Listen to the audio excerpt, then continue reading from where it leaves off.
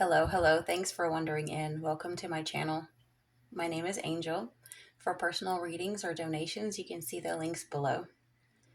My spirit and intentions are true, therefore my readings shall be too. Break beyond the veil and through the walls of deception, beyond the realm of powers and principalities, beyond the governing of stars, to see the ultimate opportunities awaiting, if we can only envision it, and so it is. So I woke up to a song this morning. It's not a song I've ever heard before, and I'm sure if any of you have gone through this, if you ever heard like a strange song that the lyrics, you can't remember them when you wake up. Well, thankfully, this time I was able to try to really hone in on those lyrics before I woke up. And what it was, let's see, I have it written down. Let me see what it says. Please don't mirror me. I've got to stand in my own recovery. Please don't mirror me. I've got to stand in my recovery. And then there's like a background singer is actually even singing recovery behind that. And then it says, standing alone, standing afraid. I've got to do this no matter what it takes. And it was strange because I had some conversations with my daughter about it, because that can mean so many things. Like, we're both spoonies, and so sometimes if we're having an off day or we can't do as much, you have to watch out that you don't rub off and compare your work to somebody else's. Like, this is bad in families. I know if any of you are a mom, you know how it is. It's like if you have an off day, the kids want one too, but they don't want to work on all the days that you work. And it can be something like that, but of course, felt like it really was more along the lines of, like, say, addiction, or like my daughter said, mental health issues. Like if you're going to therapy or you're in recovery for drugs or alcohol, and especially if you're like on a new medication, it's, sometimes hard to adjust. And so if you act out,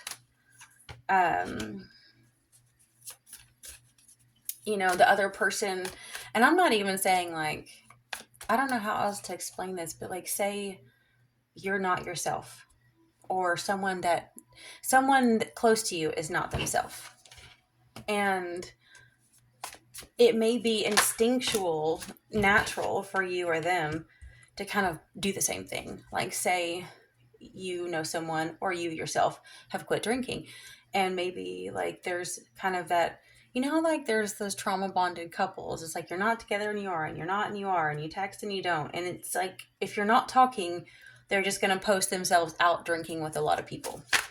And that might be something that you used to do, but maybe it's like, just, can you not try to mirror me right now? Because sometimes when someone's attempting to mirror you, they're attempting to mirror something that isn't even really you. It's either something that you used to do in the past, or it's a behavior because you are in recovery of something, and so you just can't behave that. It's like someone else is going to be acting out of character and making both of you guys more miserable because they're trying to do what they think you would do, but they don't know how to mirror you because your responses are different now. Or maybe like you got upset really easy over something because, a new medication, maybe it's causes a short fuse, or, being like sober and having no dopamine or something might make you a little bit, grumpy or angsty. And so maybe they're trying to start fights and trying to push buttons and trying to cause a reaction. And it's like, please quit trying to, one up me, because this is not what it's about. Like, I'm in my own world trying to recover here, and you're just making it harder. So I've just got to walk away now. And I thought that was really informative dream, because the song sounded so, kind of had like this 1990s, like alternative, I don't know, acoustic guitar sound to it. It's strange that I say that, but that's what I woke up to. And I was really fortunate I actually could catch the lyrics, because so many times if something jolts me up, I will not be able to write them down. Okay, I'll split the deck. Let's see what we got here. Seven of Wands crossing the moon. Yeah. The illusion versus the intuition. Someone's in a defensive stance, but for a good reason. Fighting so much opposition. Battle scarred and wounded and bloodied a bit, but nonetheless, you've held your position. But with the moon there, it's like there's secrets, there's secret motives floating about in the darkness. So you're having to use your intuition. But there is such a fine line between intuition and illusion. And so, like Pisces, 12th house energy, you'll see so many people who will be so convinced that their spiritual epiphany and, the word of the Lord, the Holy Spirit spoke to me, Mary Magdalene spoke to me, Theo spoke to me. And then you'll have someone else come in and be like, well, this is psychosis. And I would love to do like a podcast on that at some point on my other channel, if I ever had time, right? Like, what is that fine line between discriminating against someone's spiritual beliefs, calling it psychosis, and actually sometimes it is genuine psychosis that is dangerous, like a guy that killed some woman in Houston recently because she was like a Walmart employee or something, and it looked like a demon. He swore it was the demon's face, and then after he stabbed her, she was not the demon anymore. So, anyway, so you have behind you 10 of coins, beneath you the Hierophant, above you 8 of Wands, near future Knight of Swords. I just see so much guarded energy with this.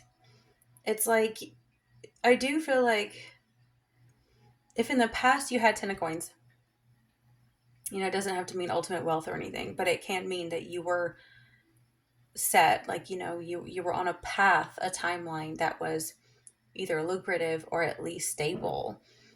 And then a marriage happened or some kind of contract happened and things shifted.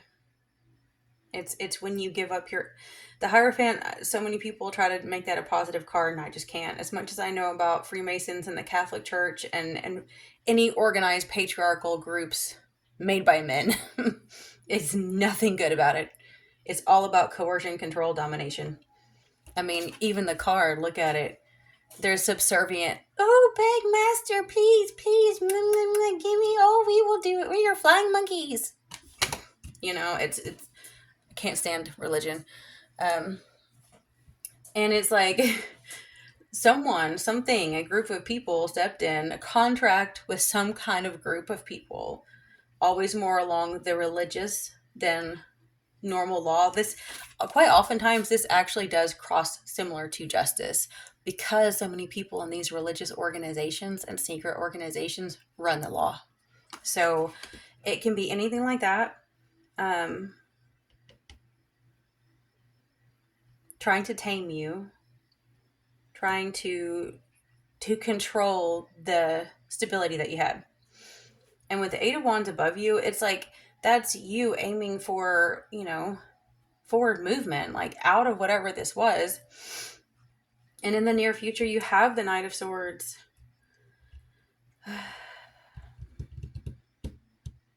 I don't know. I don't really like that card because I feel like it's, it's probably negative, but yet good. So just hear me out on this. How I feel is that it's someone negative trying, like, they think they're going to overpower you. They think that they're going to literally block you from what is meant to be yours, like a gatekeeper, so to speak. But in reality, it is almost like, I don't want to say it's not a game, but it's like the higher powers are using this person. Okay? This person thinks that they're keeping you from something, but in reality, they are really just that pathetic character in a game that is guarding the door, guarding the gate, guarding the next level. They're using them to basically test your mettle so that when you get to that next level, you have even more strength. I know in a recent post I made, I talked about how in the spiritual community we're often taught to be very passive and submissive. And in a way, it does work sometimes, because when there's power stronger than you at play, sometimes the more that you try to stand up for your rights, the more they literally step on your toes, step on your coattail, and don't let you move, and you'll spin your wheels. Resistance doesn't always look like movement. Sometimes it's this, which I forgot to mention because I had gotten this card. My power lies in my peaceful presence. And I had mentioned how, those who say resistance, what resists persists, is kind of bullshit. I mean, in a way, it's so true, but in a way, it's so not, because that is not how you end, injustices, by just letting go and hoping for the best. You have to resist evil. You have to resist that which is harming the voiceless, right? Someone has to. Um, but anyway, the point I was going to make in that is, like, at the end of the post, I had written down how even though we're told not to resist things by the same gurus who charge you $5,000 for, one of those like white hippie appropriating retreats where it's all these rich white people being shamans, right? Tripping on peyote, playing weird ass music, wondering why demons are following them around. Okay. So, it's like, in reality, resistance is what gives butterflies the strength to break out of their chrysalis, right? It's what gives little cubs and little I don't know, any kind of baby animal that comes out of the womb and has to learn to move rather quickly. It's like gravity and everything is such resistance, and they have to push and they have to press and they have to get on their feet, and it's not easy. And at the same time, that's how we learn to dance. It's how we learn to fly. It's how we learn to dance, is through resistance. So this thing is trying to put up resistance towards where you're trying to go. And I think it's basically going to be a catalyst so that you actually, it's like when an arrow's pulled back, it projectiles so much faster right over the situation. Toodles, don't do that. Please don't knock that down. What do you want? Oh, love you too. Okay. What you don't see coming. 3 of Wands. Okay. So I actually think whatever this is happening to you is going to create a new vision. You're going to give birth literally to a new dream. It's one that you hadn't thought of before. Maybe you never wanted to be an activist. Maybe you never wanted to stand up against this type of injustice. Maybe your mind was way over somewhere else. Maybe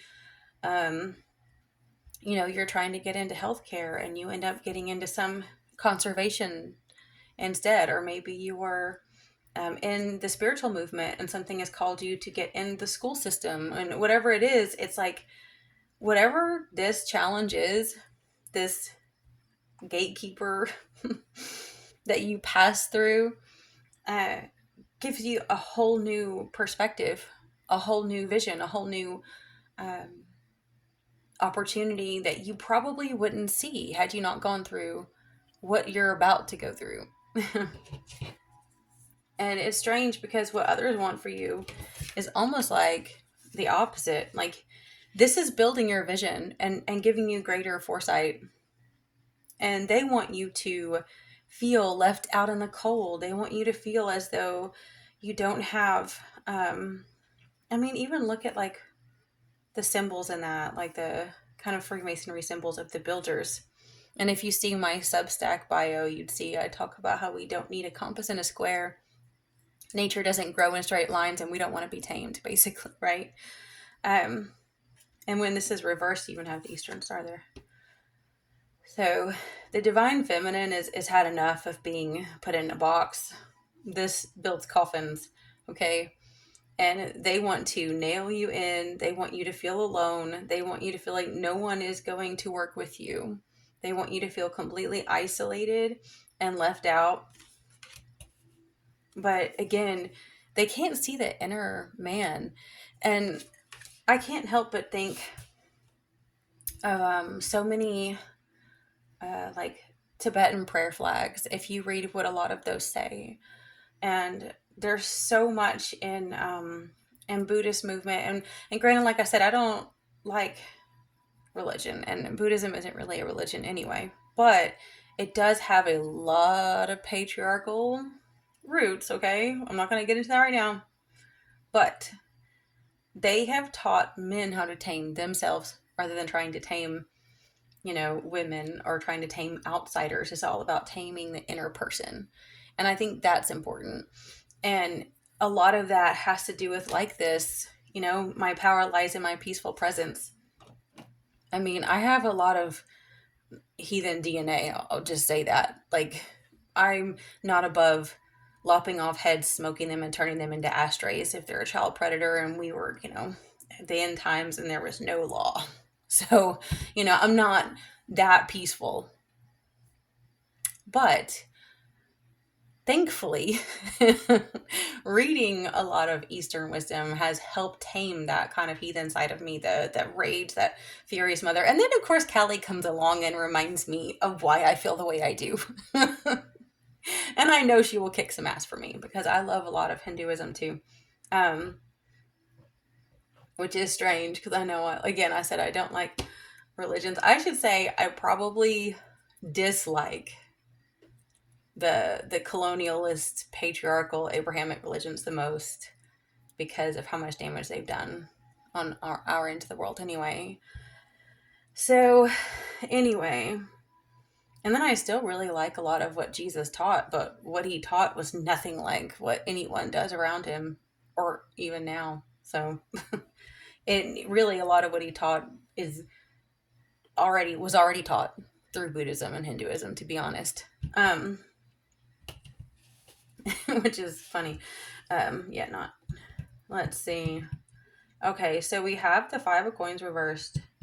So even you probably have some hopes and fears of being cast out or feeling isolated and alone, or feeling as though, they are out to get you, because they are. There is a person or group of people that are butthurt and they do want to cause you suffering. But if it's in your hopes and fears, the extremes never usually come true. Some of you might even hope that it happens as an excuse to go completely rogue, to let your freak flag fly and just say, fuck them. I don't think that's going to happen, though. It's strange. It's weird how the world works. You just have to get out. The amount of kindness even I've been shown is so strange, how when you lose faith in humanity, spirit brings people to you. It is almost like, who's Angel? Like, my name's Angel. So many times people get really odd in the way they respond to me because I'm in situations where they're like questioning how human I am. And I've run across amazing people too, like I have total stranger gave me this. It is a, what is it? It's like a fossil. It's a fern fossil, the fern root. I only met them one time and they said that I was a really cool person and they gave me that. So, and then I had another person I met recently, had a whole long conversation about environmental stuff, and long story, but it's weird how you will meet people that you light each other up. Isn't it strange how if you go get a job somewhere or you end up with a group of people, how they all are like karmic people and negative, and they're like, you're like a mosquito light, like those old buzzy lights when I was a kid in the 80s, and mosquitoes would hit it and bzz, bzz, bzz. Like, that's how you are as a light worker. If you are naturally, if your light body's activated, it bothers people, especially if they keep coming back lifetime after lifetime, not to experience, not to evolve, but to avoid the consequences of them continually getting darker and darker and darker.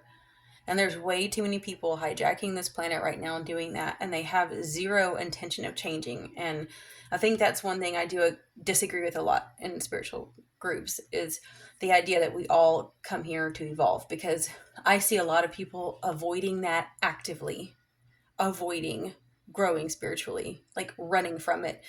And they are so determined to keep their evil because that is how they feel powerful. That they've been rewarded by dark every time they do dark.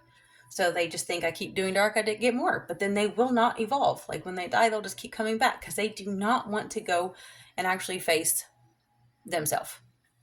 But there is no escaping yourself. Whether you go to any realms of heavens or hells or, you know, Nephilims, whatever, I don't care. You won't escape yourself. And that's why they hate their life. And um anyway, it's like they zap and they hurt themselves. When they see you, when they get near you, it burns. So they harm you, like their reputation, they slander, whatever. The thing is why are you always put around these types of people?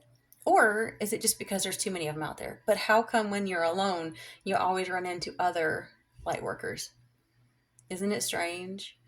It's like we're posted here, like legit angels, legit earth angels. And I know people will say that we're not from here. And I'm like, half truth. We're not from the man-made world of masonry, okay? But Earth herself is a very heavenly, supernatural being. This planet is supernatural alive. She's more than just 3D. She's every dimension all in one. And until we start to honor our mother that way, we're doing a disservice to ourselves. We can't escape to some other heavenly realm. Even if we were star seeds, so is our Mother Earth, right here, right now. And I do think we're posted strategically around this planet to shift things because we have to restore the balance. There's too much suffering right now. And, you know, the ferocious mother, Artio Kaliak, the Morgan, Hecate, Kali, all of these dark feminine energies that are considered dark because they snuff out darkness and demons, the irony. She won't have it. They won't have it. The balance must be restored. The outcome is you're no longer the fool. So it's so strange because I think they think that you will forever just be a floundering idiot. Gullible, naive, kind, gentle. But they don't know that you chose that kindness and gentleness because that's your what would you call it? Like, I'm trying to think, like when you're calibrated or when you're centered, like that's your baseline, is being a genuinely good person. And they always assume that kindness and goodness is naivety, that it's stupidity. And granted, maybe it is sometimes. That's how you live and learn, but not anymore. They're going to have to witness the fact that you know way more than they thought you did. And that's going to hurt. When I split the deck, we had 6 of Cups. No, sorry, 8 of Cups and the Empress. Huh. Okay, the Empress is not looking at the 8 of Cups. 8 of Cups is... So it's like someone has to walk away from you, or it's... Even if they walk away from you, or if you walked away from them, you're not even looking that way. You're more fertile, you're more abundant. When I say fertile, I mean like plants, like not sexually, like fertile soil, so abundant and so like full of, you know, the flowers, the flora, the fauna, it's like a garden that just keeps growing bigger and bigger and bigger. You're so abundant spiritually, and the vision that you have, that you don't even care about what happened in the past. They're still stewing in it. They know they have to walk away from it because they know you will win. If they keep trying to gatekeep your future and try to manifest for you. They can't manifest for themselves. They can't even move on into their own life. They're so busy focusing on you. So in essence, they're blocking themselves from having a decent future.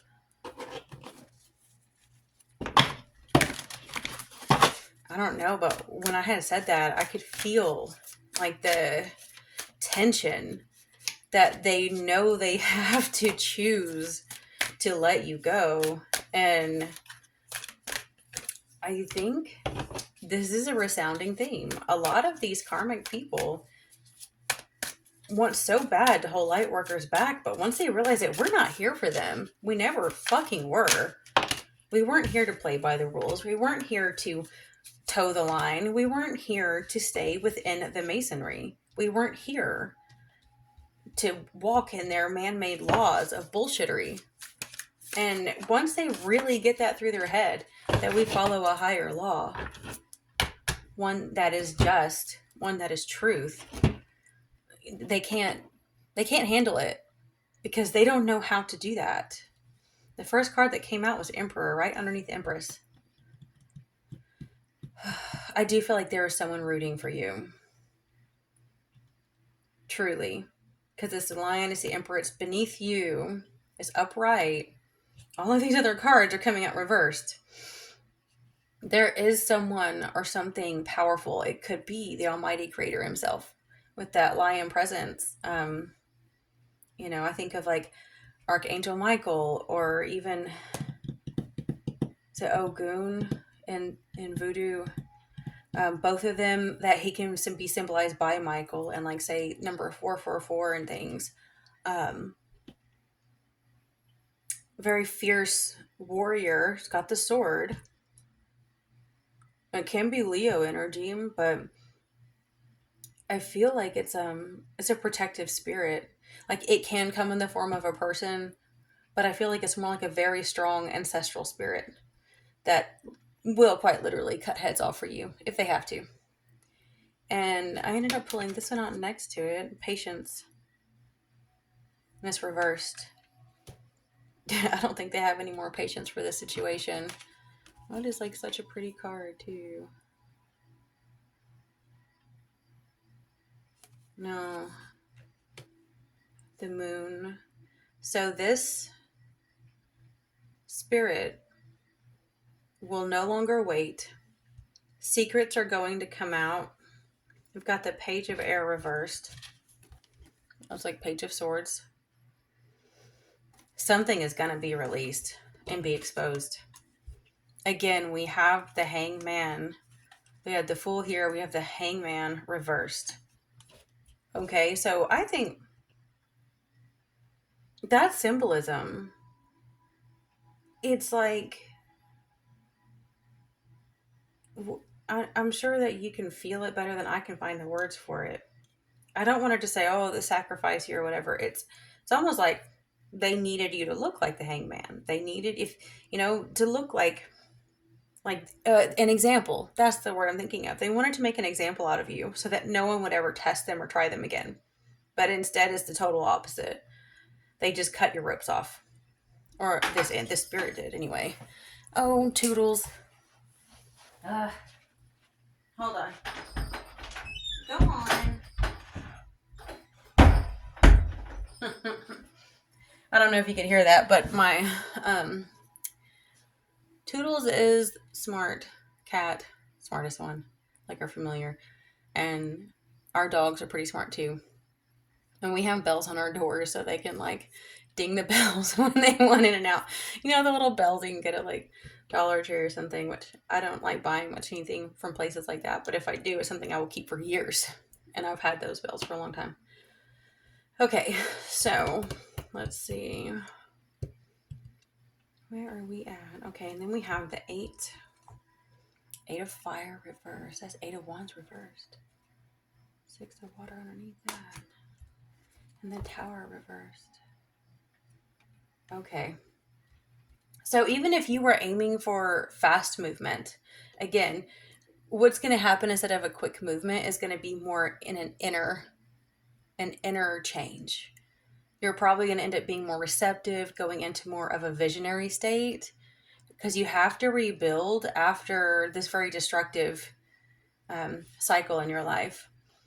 And so even though you have the Eight of Fire reversed, and that's slow, it's not moving as much as you'd like, it's still a time of great like resonance, of great character, and learning how to, I want to say, like, say if you were to read the Gita and the way Krishna would talk about um, denying the fruits of your labor, but leaning on him as a creator of all things.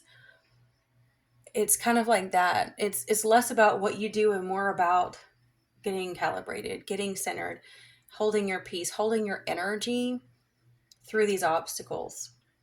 Because the tower reverse is not even really going to be a real tower. It's internal more than anything. It's inner transformation.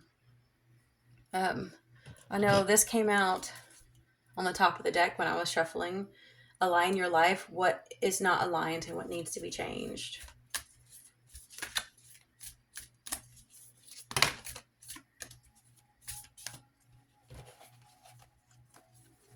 Oh, it still fell back out. You're already doing it. Stop overthinking it. Keep facing your true north. Inner temple, devotion. Tune into the portal of your heart. The age of light. You've been training for this for lifetimes. I really do think that this is genuinely a way for you to become infinite. I know that sounds strange, but it's like we're so multidimensional.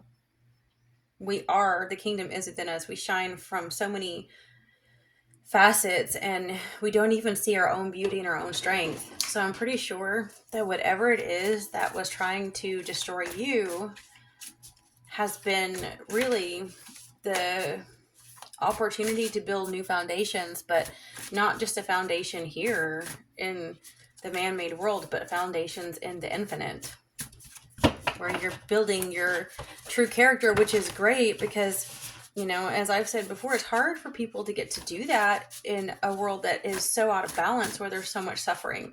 You know, we should be able to build character and development here, but we should also be able to laugh and play and enjoy life too.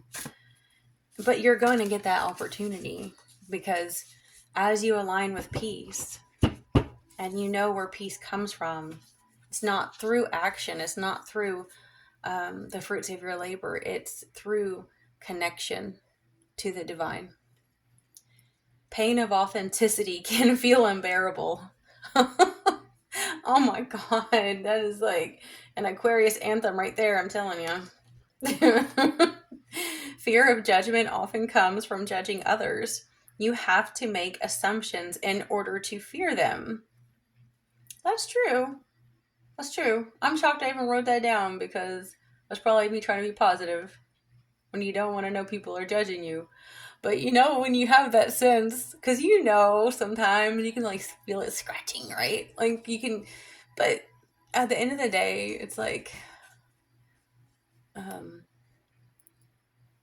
it's so important to let it go because, you know, even if someone was judging you, it's like, you know, even if these people are obsessing and judging you, you know, they still think about themselves more probably. Like, even though they're affecting you with somewhat evil eye, they still sew up their own ass probably. You still probably aren't that important to them. I know it sounds funny, but it's like they'll mess your life up royally, and then they step in their own shit on the way out. And then they're like, what's that smell? You know, and then they're so busy trying to scrub their shoes, they forgot all about you. I don't know. Sorry. Little things that trigger your anxiety are forces outside of you and your connection to the creator within you, seeking to distract and disempower you. No, their anxiety never ends. So it's like, if you're being pressured to feel out of alignment, that's because there are forces that are out of alignment and they just can't stand you being in it. And I guess that's what I was thinking with the whole people judging you too. Even if someone's judging you, our warfare really isn't with flesh and blood. It's something else, something energetically that is trying to get at you. And these people are just tools, nothing more than just tools and pawns. The ones invested in tearing you down and belittling, or what is that? Oh, sorry. The ones invested in tearing you down and betting on you, walking away from your dreams. That's what they're trying to do. Yes. And destiny are the very ones you were destined to destroy and conquer. They knew before you did. That makes a lot of sense.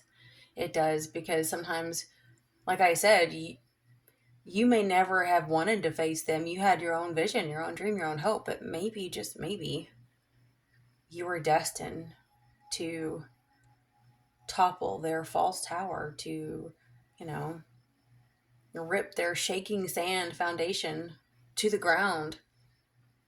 And they knew before you did. That's why they've been attacking you since you were born, from day one. You just think you're going to have your own fluffy life, but you had a destiny written out for you through the stars. And what's amazing is we can move beyond the stars, the powers, principalities, and what these governing bodies want for us. They can't always control everything we do. They corral us like cattle. They say you have free will, but then they corral you like cattle, and they punish you and they prod you if you get out of line, which is exactly what I'm seeing they don't like. So this really is, a lot of it is spiritual too. Spiritual forces that are like, how dare you get back in line, you little bitch. And you're like, whoa, greater's inside of me too. Hello, I have autonomy here. I know someone had brought that up to me, that Earth is a strange place. It was some person that does, I have one of his necklaces, but he does like silver, or like, no, maybe his pewter thing, but little pendants of like, what do you call those? God, my mind is blank. Crop circles.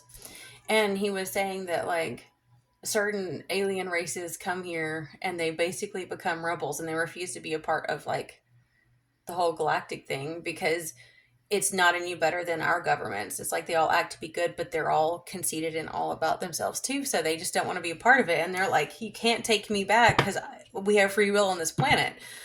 And if that is true, it's a really crazy story, but if that is true, it's so strange how it's like, how they're deporting people here in the US and have these awful concentration camps. And you can imagine what other beings go through trying to break free, just for some free will, right?